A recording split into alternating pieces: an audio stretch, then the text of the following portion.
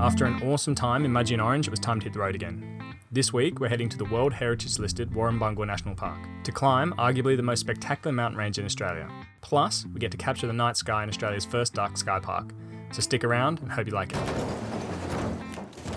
Oh yeah, and our van comes off, but more about that later. What has happened? That's nuts. Hi, we're Duncan and Soph.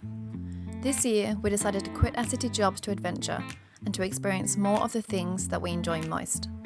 First stop, New South Wales, then on to the tropical north, following the sun all the way around Australia. For how long? Who knows? Are we crazy? Probably. But if not now, then probably never. Subscribe, and we'll see you on the road.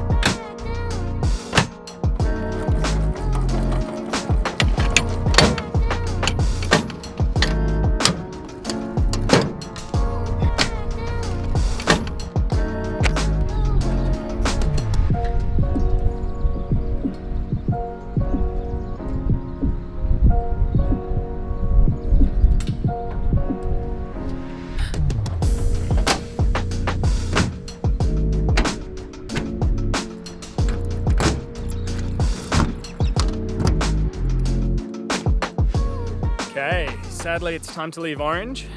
Had a great time here, especially last night, seeing Soph's friends, especially the little petting zoo of animals. We're just getting the caravan all packed up and ready to go. And then we're heading to Warrumbungle National Park, dark sky park, to do some stargazing and some astro photography or videography. So I'm pretty excited for that. That's a highlight of my trip.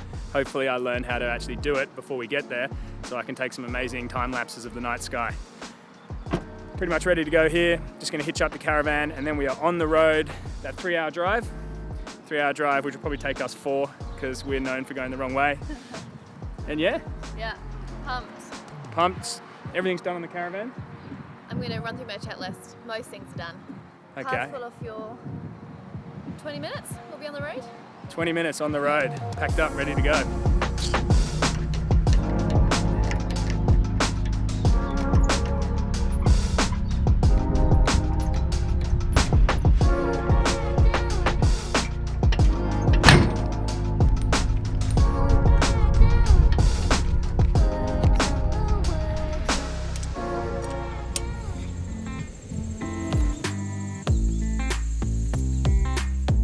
With everything packed, we were finally on the road and settling into the drive. I'm not going to lie, I've been looking forward to this part of the New South Wales leg for a while. I was pretty pumped to head bush again and explore some epic landscapes.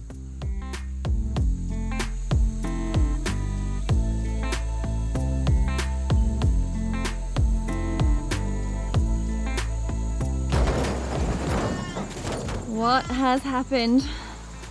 That's nuts. We went over a speed bump and the whole hitch is obviously come off, which is insane. What we're gonna have to do now is jack this up, get the jockey wheel back in, reattach it all. Hopefully there's no damage. Wow. That speed bump, like, went over it, it must have just lifted everything off. Yeah, and it's really not a large speed bump, really. No, like, you barely notice it and then you go over it and it's insane.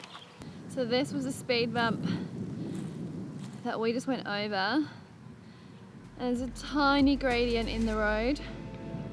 It's a really wide speed bump, not much to it at all.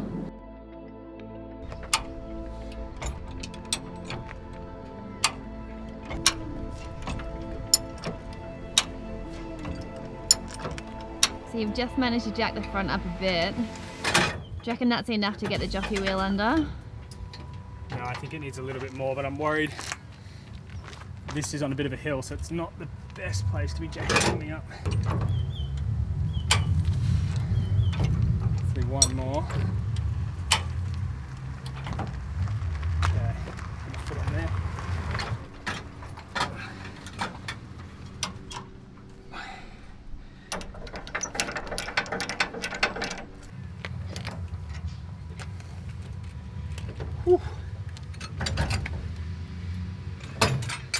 Thank God for high lift jacks. Thank God.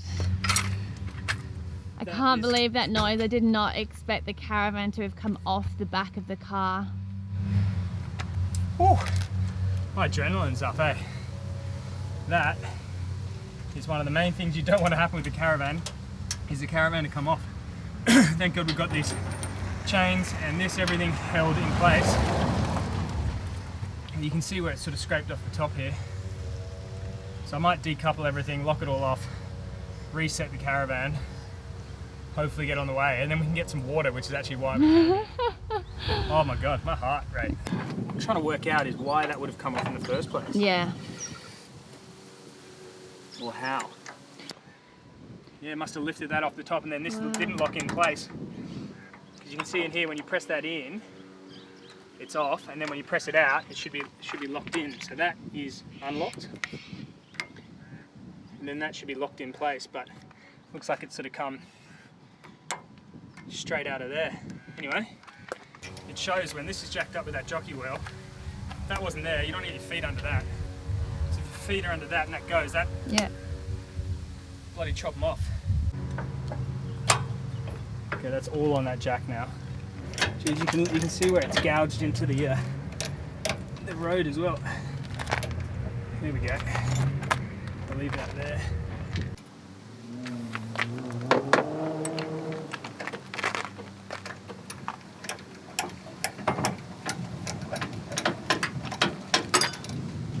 Okay, popped out.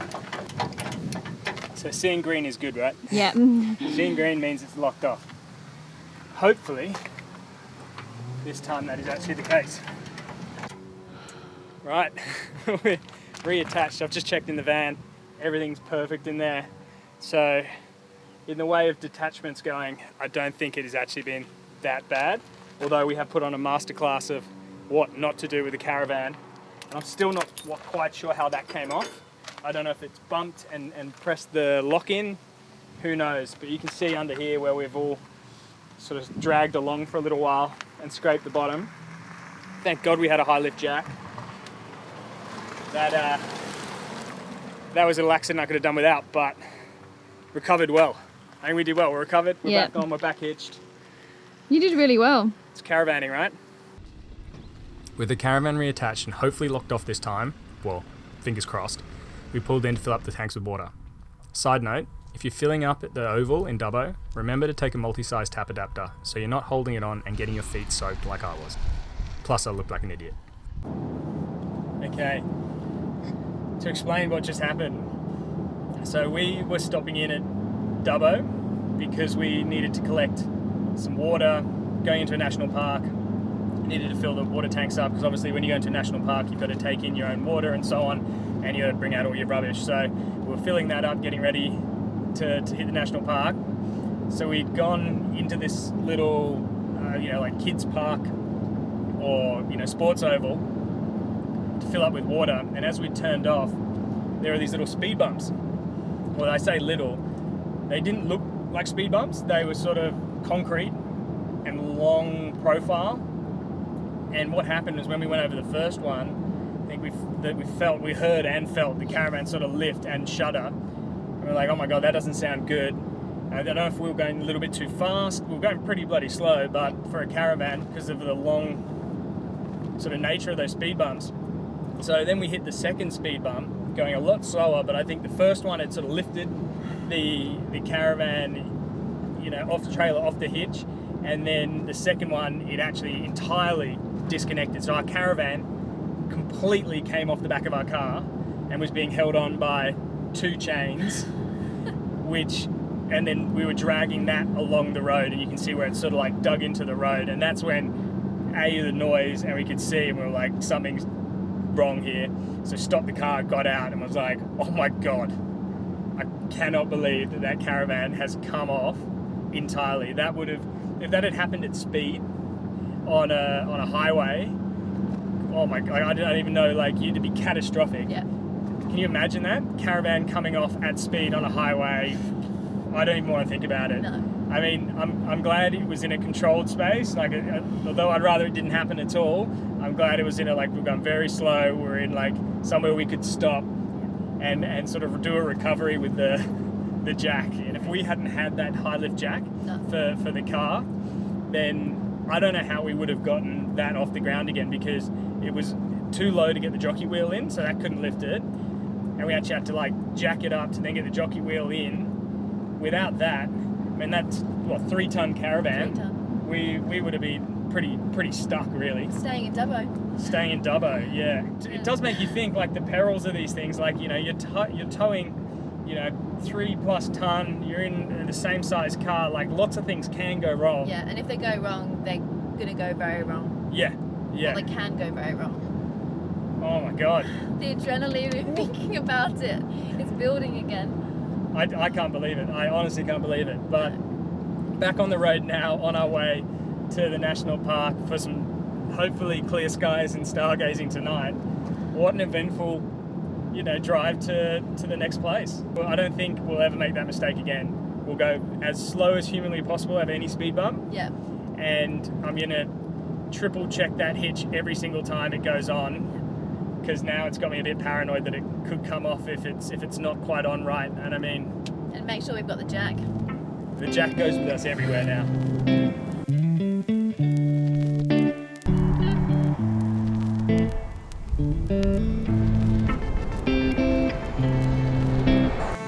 Time for a driver swap. I think I've had enough driving for the day with the little incident we had in the park. Soph's going to take over. But I can actually see in the distance the Warrumbungle National Park. You can see those pretty distinctive mountains. Hopefully one of these days we can climb up there and get some awesome shots, because they look pretty stunning behind me there. I don't know if you can see it in the background, but those sort of rocky outcrops. Almost there, hour to go. Driver swap. Soph's jumping in. Loving it.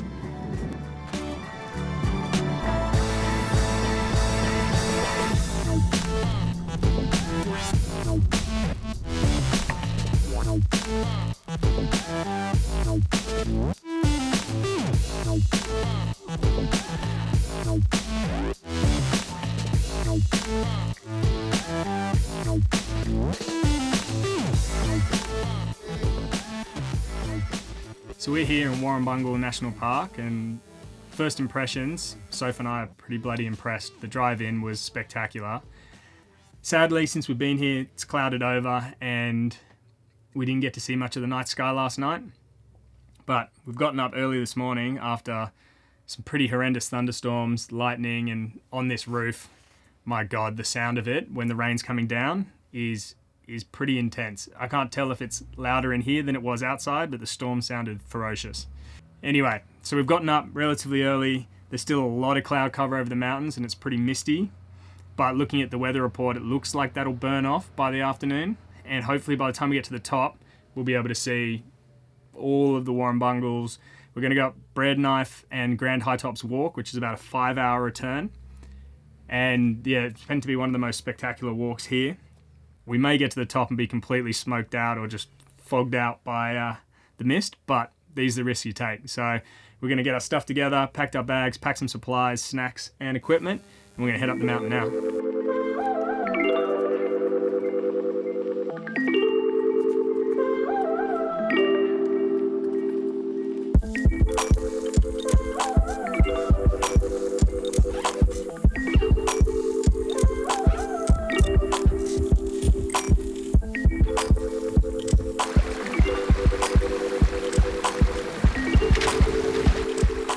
We headed to the visitor centre to double check the route, use the facilities and start the long hike/climb up the mountain. The World Heritage Warrumbungle mountain range was formed by the remains of a volcano active 17 million years ago and is recognised today as one of Australia's most remarkable and distinctive landscapes. Not only that, but the area is also Australia's and the Southern Hemisphere's first dark sky park, one of only 53 worldwide. Grand High Tops and Breadknife. I think it was a 13-kilometre round trip, or 12.8. So I think it's that, the further one, and then you come back a different way, and so it's double this. I'm hoping. Or it's going to be 10 kilometres there and then 10 kilometres back. We found the start of the track. We're heading up, and I've just spotted above us a couple of little patches of blue. So the weather report may not have been lying to us, and it may clear up when we get to the top. So that's exciting, because I was getting a little bit scared as we got closer and closer and closer, and it was just a mat of white that it wasn't going to brighten up, but Fingers crossed. maybe perfect. Yeah. Beautiful walk though. Looks like there's been a fire through here recently which has burnt all the trees,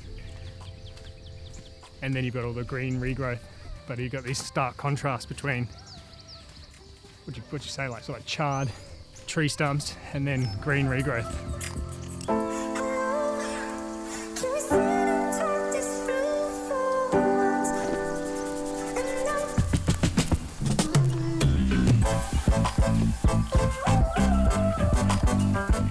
Quick, Soph, get under the bridge. Oh dear. I Your love- jokes never get old, do they? I love how you just don't even respond. No. No, you said it a few times, haven't you now? No. At least you can make money on our trip. You could charge people to cross the bridge. How All you have to do is hide under it with a club. Yeah. With a club. Inflict force for the how many people do you think come past here every day? Whoa. At least 10. Yeah. And what should the toll be? The 10 troll- bucks? The troll toll. Yeah, 10 bucks. Depends how much you reckon you can get out of people. Whose is better? I think yours is bigger. I don't know about better. What's yours made of? Beer. Yeah. Beer and chocolate. Pretty interesting tree. Really cool. Or pregnant tree. Every time you come around a corner, you think you're going to hit a flat, and then there's more incline. It's hard go.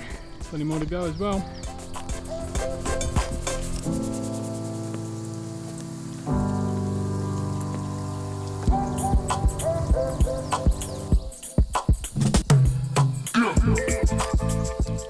So if you're trying to avoid all the puddles on the way up, every step's a puddle, It is, we've gone up a lot of steps. and you're trying to dodge each one. Keep the shoes Keep those shoes clean. Up you go. This view has better be worth it.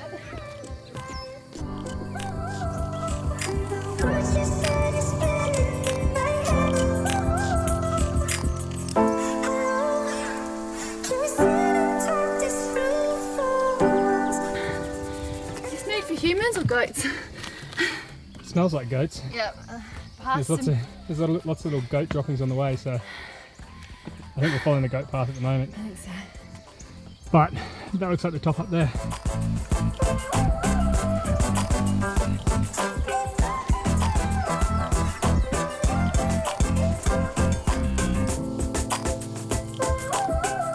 A lot of steps, but we're finally at the top of Breadknife, and I can't believe how steep that face is on one side and on the other, and you probably got about, I don't know, 6 foot of rock in between it and then vertically straight up.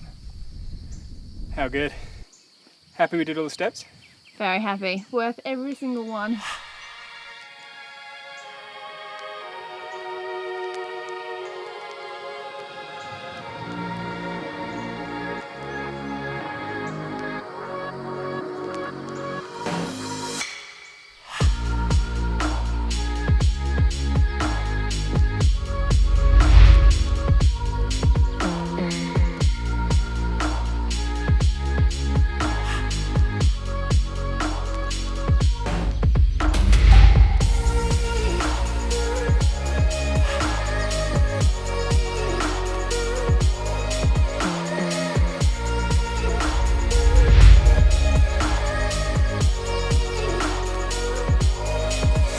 So, this is the path now. Where those little orange reflectors are is the path up to the top. Still, it's bloody steep. And it's a long way down.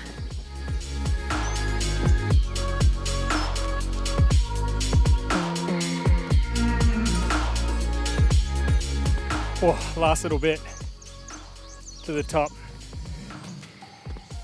This place is stunning. I honestly can't believe 360 degrees of the most incredible views. I'm a little out of breath from that walk though. My God, look at this place.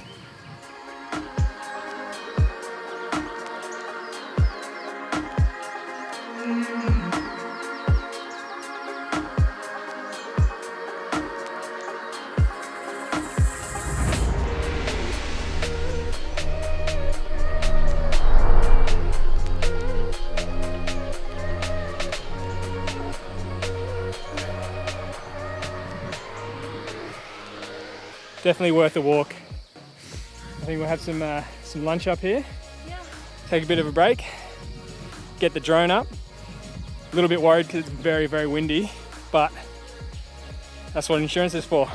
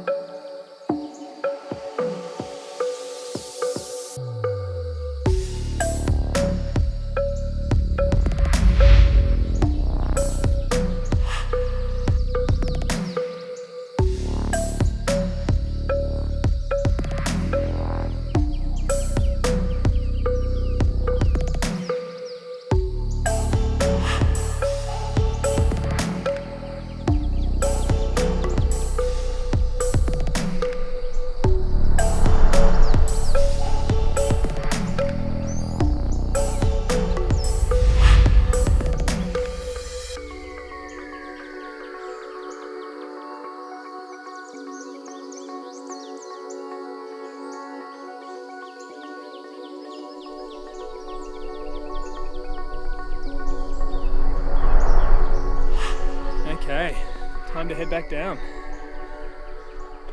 Yeah, gotta get down before sunset. It took us 2.5 up with taking photos. And we've got about, what, an hour and a half before sunset? Yeah, but I don't think it'll take us as long to get down if we motor. Yeah. Those steps should be much easier going down than going up. What do you rate the view? I think this is probably one of the best lookouts I've done in a long time. Yeah. It's well worth the climb. It's, Well it's worth not- the climb, but Yeah. a pretty decent climb at that. Yeah, 6k's up, but I'd say over halfway was steps were very steep. But you get to the top and you're so rewarded. I thought the last lookout was good, and then this one is just, yeah, incredible. I think that's going to happen a lot in our trip. Everywhere, each place we go, it'll just be like one-upping the other, and we'll keep being like, this is the best thing we've ever seen.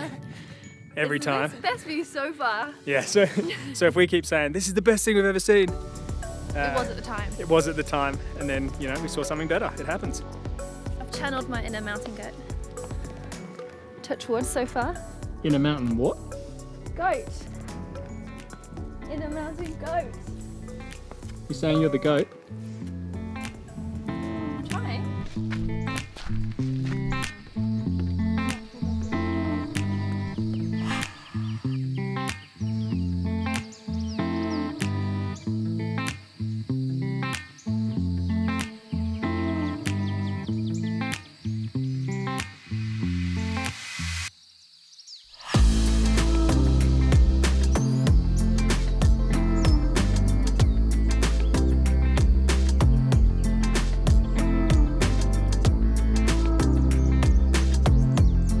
Just gotten back from our 5-hour hike.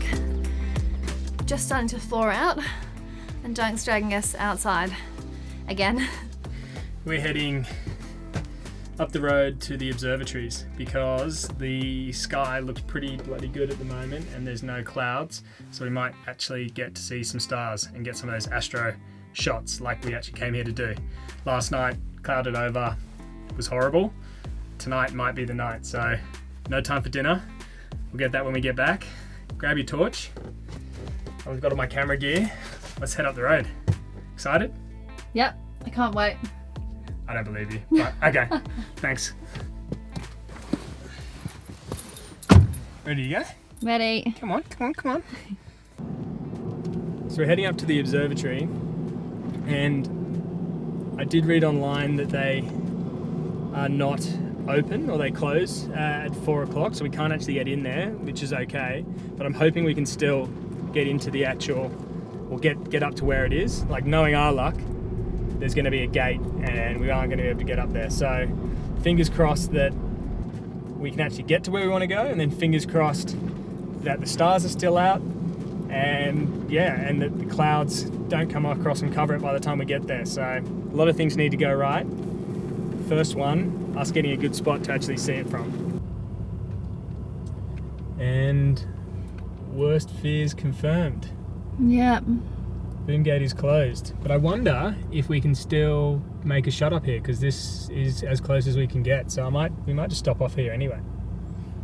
Yeah, and go past the no unauthorised access sign. I'm not going to get past it, but we can pull in here. Yeah, that's a good idea. Back in the van, and you can see it's still pretty bloody cold in here because I've still got all my outdoor gear on. So does Soph. So we just had dinner finally. I thought Soph was going to gnaw off my arm, and we realised we kind of stopped filming as we hit the boom gate, but as we were turning around in the little lay-by there, we noticed, we sort of looked up at the night sky and realised that the sky was amazing. So we got out, set up the Sony, and started taking some Astro photos and Astro videos. And in layman's terms, Astro photos, videos, they're effectively where you get out, you crank open your shutter to something like 13 seconds, and then use your intervalometer to take a series of photos, one after the other, one after the other. And I think in some of these sequences we were doing something like 320 shots at 13 second, or 3 second intervals at 13 second exposures. So you can see how that would take quite a long time. So we were actually sitting in the car and outside watching the camera click through these for a good couple of hours, and obviously not wanting to touch the camera because you don't want to stop the sequence midway through, and we also didn't want to have lights shining and so on. So I'm pretty excited by what we managed to capture. Full disclosure, this was the first real time that we've done Astro videos. The actual first time was yesterday when we were setting up the camera based on a YouTube video on how to do it. So I think for complete novices, like with most of the stuff we do here, I think we did a really good job, and I think it turned out really, really well. So I'm keen to see what you guys think of the shots. Roll on the clips.